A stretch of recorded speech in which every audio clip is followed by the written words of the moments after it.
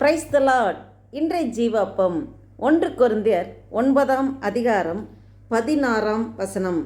சுவிசேஷத்தை நான் பிரசங்கித்து வந்தும் மேன்மை பாராட்ட எனக்கு இடமில்லை. அது என்மேல் விழுந்த கடமையாயிருக்கிறது. சுவிசேஷத்தை நான் பிரசங்கியாதிருந்தால் எனக்கு ஐயோ. ஆமேன், அல்லேலூயா. பாருங்க, அப்போஸ்தலனாகிய பவுல் கொரிந்துக்கு எழுதின நிருபத்தில் இப்படியாக எழுதினதை நாம் வாசித்தோம். சுவிசேஷத்தை நான் பிரசங்கித்து வந்தும் மேன்மை பாராட்ட எனக்கு இடமில்லை. அப்போஸ்தலனாகிய பவுல் சொல்கிறார். அவர் புறஜாதி மார்க்கத்திலே உள்ளவர்கள், புறஜாதி அந்த நாடுகளுக்கு சென்று அங்கே போய் சுவிசேஷம் அறிவிக்கிறார். அது எவ்வளோ கடினமான காரியமாக இருக்கும். தேவனே அறியாத புறஜாதி மார்க்கத்தில் போய் ஆண்டோட அன்பை எடுத்து சொல்ல வேண்டும் என்றால் கடினமான காரியம்தான். ஆனாலும் அதில் எவ்வளோ வேதனைகள், பாடுகள், நிந்தைகள், நெருக்கங்கள் என்ன இருந்த போதிலும் அதை பொறுமையோடு சகித்து கொண்டார் அப்போஸ்தலனாகிய பவுல். அவர் தான் சொல்லுகிறார், சுவிசேஷத்தை நான் பிரசங்கித்து வந்தும் மேன்மை பாராட்ட எனக்கு இடமில்லை. நான் அப்படி செஞ்சேன், நான் இத்தனை இடத்துக்கு போனேன், நான் ஆண்டோட அன்பை இத்தனை பேரை சொன்னேன், இத்தனை பேரை கர்த்தருக்குள்ளே வழி நடத்தினேன் அப்படின்னு சொல்கிறதுக்கு, நான்கிற சொல்கிறதுக்கு எந்த பெருமை பாராட்ட இடமில்லை என்று சொல்கிறார். அது என்மேல் விழுந்த கடமையாக இருக்கிறது.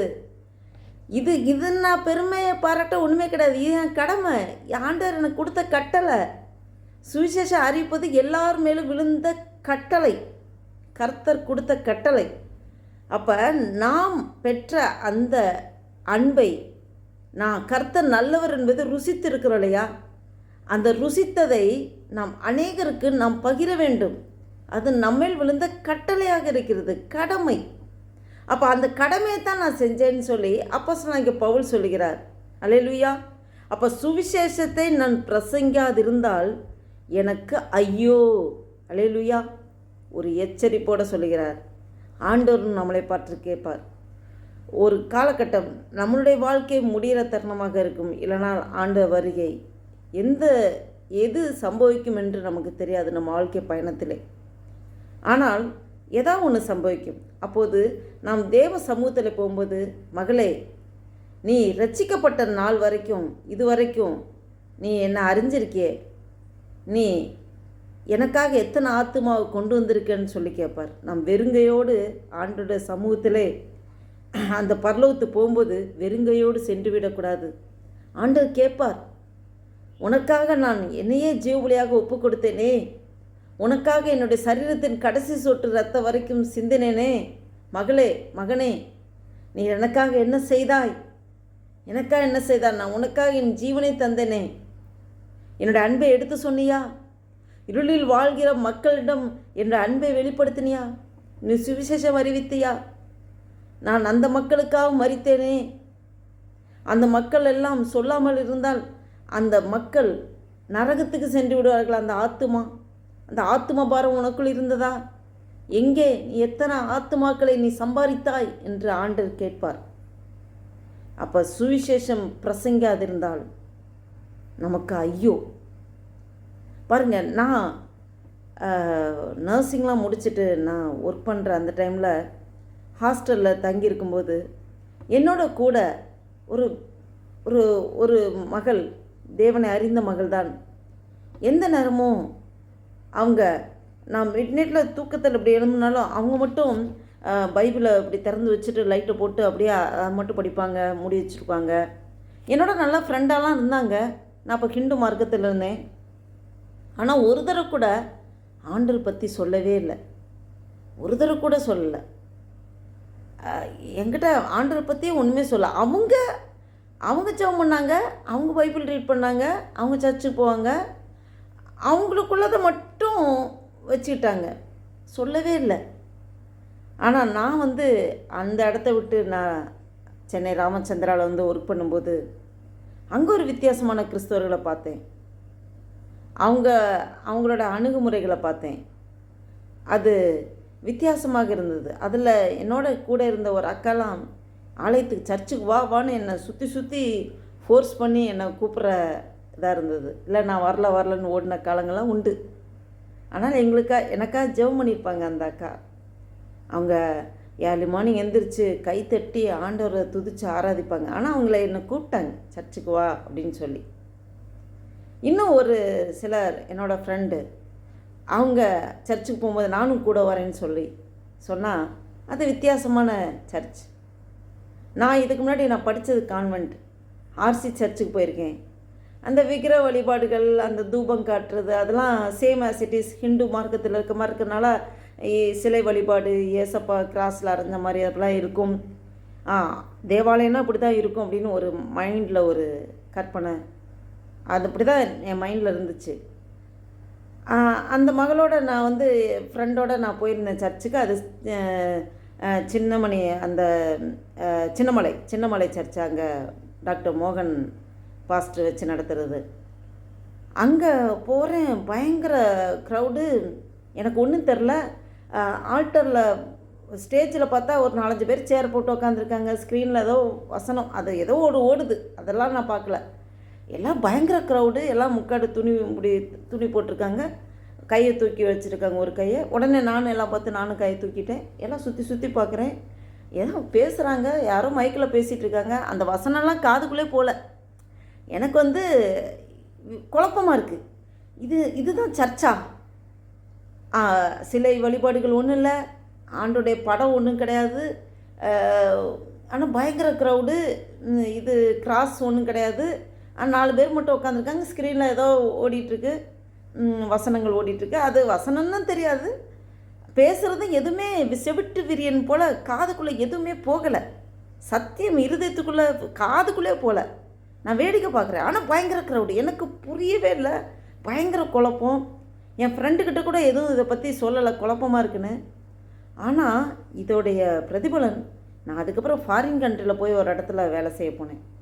அங்கே தான் ஆண்டோடைய அந்த முழுமையான அந்த ஒரு இப்படி தான் வேதத்தில் சொல்லப்பட்ட காரியங்கள், ஆலயம்னா இப்படி தான் இருக்கணும், சிலை வழிபாடுகள் ஆண்டவர் அருவருக்கிறார், இது கண்டு விசுவாசிக்கிறத விட காணாமல் விசுவாசிக்கணும் பாக்கியவான்.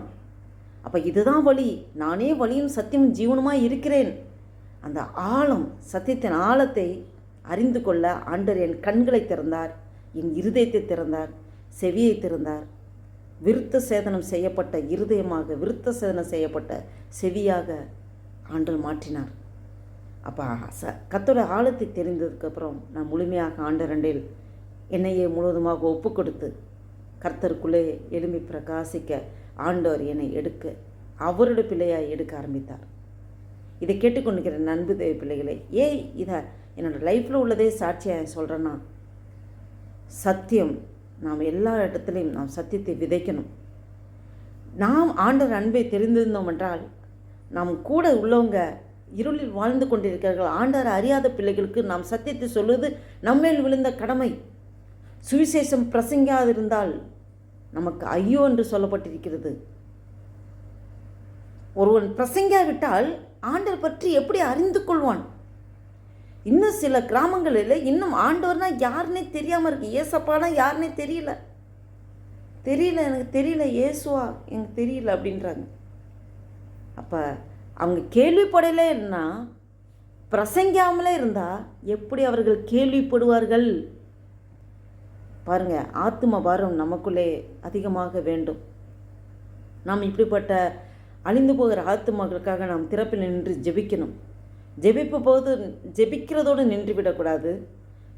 நம்மளால் முடிந்த அளவுக்கு நம் இருக்கிற இடத்துல அநேகருக்கு ஆண்டவர் அன்பை எடுத்து சொல்லணும்.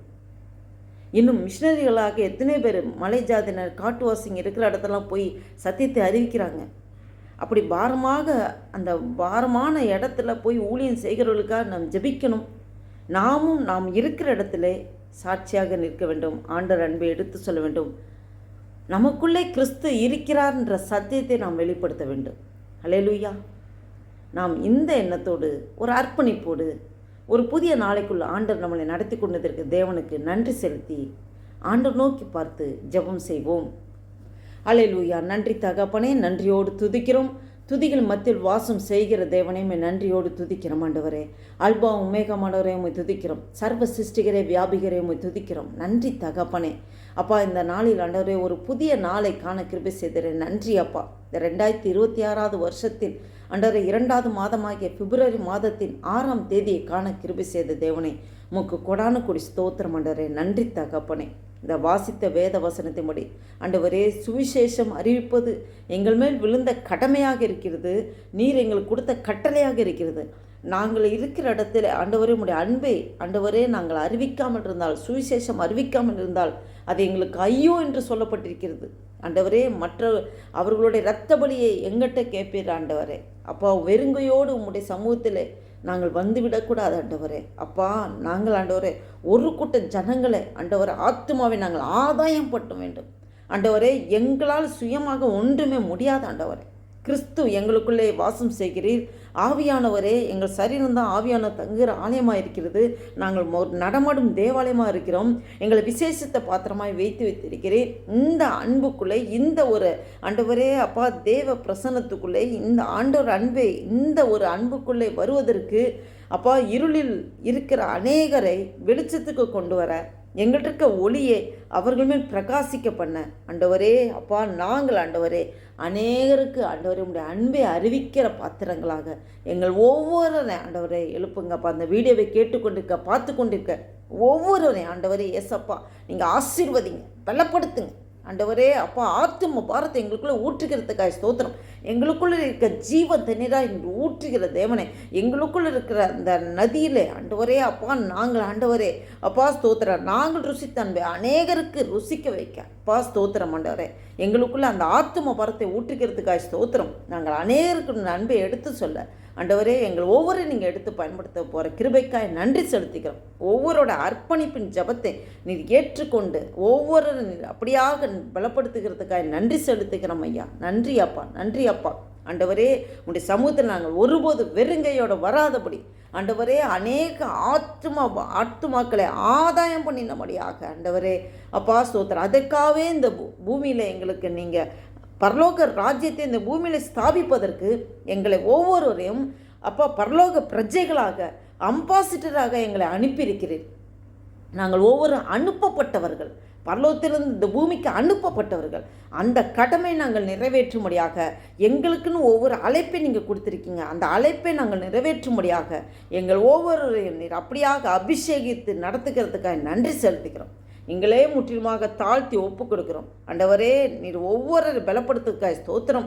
நாங்கள் பயமில்லாமல் மன தைரியத்தோடு உறுதியோடு ஆண்டவரே, என்ன நடந்தாலும் ஆண்டவரே உமக்காகத்தான் ஆண்டவரே இந்த ஜீவன், என்ன நடந்தாலும் ஆண்டவரே உம்முடைய அன்பை எடுத்து சொல்வேன் என்று உறுதியோடு ஆண்டவரே நாங்கள் இருக்கிற இடத்துல உம்முடைய அன்பை எடுத்து சொல்ல, உம்முடைய ஆண்டவரே நீர் எங்களுக்காக மரித்தீர் ஆண்டவரே. எங்களுக்காக அப்பா 3ஆம் நாள் உயிர்த்தெழுந்தீர், இன்றும் ஜீவிக்கிறீர் அப்பா. உடைய ரத்தத்தில் தான் ஆண்டவரே அப்பா விடுதலை உண்டு. உடைய ரத்தத்தில் தான் பாவ மன்னிப்பு உண்டு. உடைய ரத்தத்தில் தான் ஆண்டவரே எங்களுக்கு வல்லமை உண்டு என்பதை அநேகருக்கு எடுத்து சொல்ல ஆண்டவரே எங்கள் ஒவ்வொரு எடுத்து பயன்படுத்துகிற கிருபைக்காய் நன்றி செலுத்துகிறோம்.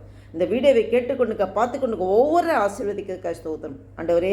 இந்த சிந்தையோடு ஆண்டவர் இந்த புதிய நாளைக்குள்ள நடத்தி கொண்டு இருந்திருக்கிறேன். இந்த புதிய நாளில் ஆண்டவரே அப்பா உம்முடைய கிருபையினாலே எங்களை நிரப்பி நடத்துகிற கிருபைக்காய் ஸ்தோத்திரம் ஆண்டவரே.